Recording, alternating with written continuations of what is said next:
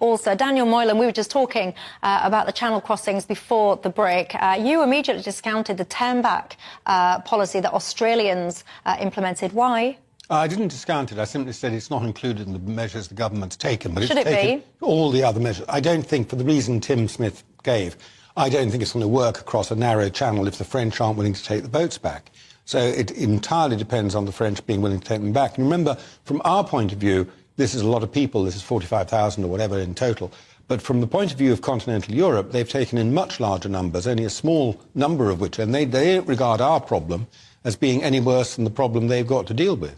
The thing that I do agree with you on, in terms of a sense of emergency, even if not a declaration of one, is that what I think the government should be doing is, these people are arriving, they should be, as we speak, building, just like they built those emergency hospitals that we never used during the COVID, they should be building hostels wherever they need to build hostels, and they will be camps, but that will be where people would live. One of the things that's really upsetting people, and you've alluded to this yourselves, are tent cities of homeless people in this country at the same, and the general impoverishment of people really panicking about not having homes, a housing crisis, at the same time as the people in hotels. Let me ask you a really quick question. Nikki, one of my viewers, has asked a question that I hear often. Why is this government not just setting a migrant processing facility up in France?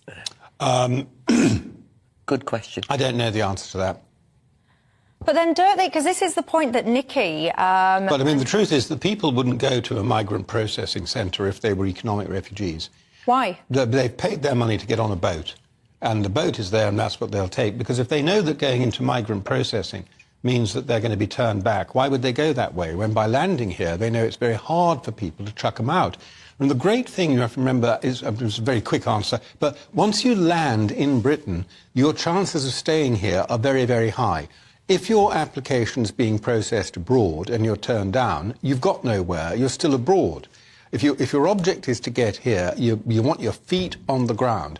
That's what these companies, these businesses are offering them. Feet on the ground in Britain, bit of risk, could drown on the way, but most people get through, and after that, they'll never get you out. But that's one of the reasons why I would like the processing to happen elsewhere, because then also you'd have much more of a moral argument to say you could have done the processing over there. And one of the reasons why so many people are now accepted as asylum seekers or legitimate refugees is because we've gotten a complete muddle about what comprises asylum and refugee status. And anybody just needs to say, I was fleeing something.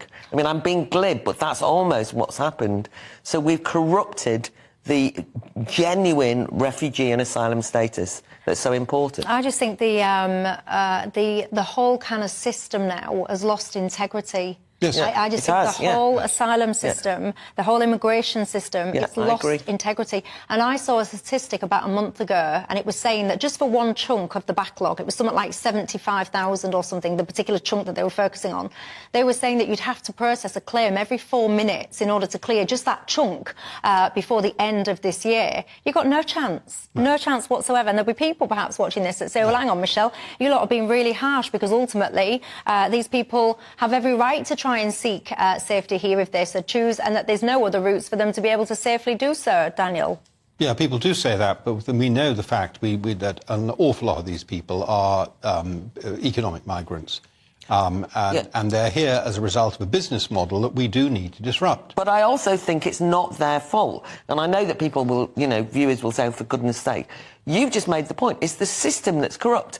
Any young person who's going to be an opportunist, like that TikTok lad. That's a sweet... No, but I can understand that people will be thinking, oh, if I get to the UK, I'm likely to be able to stay. And it's a far nicer society than the one I'm coming from.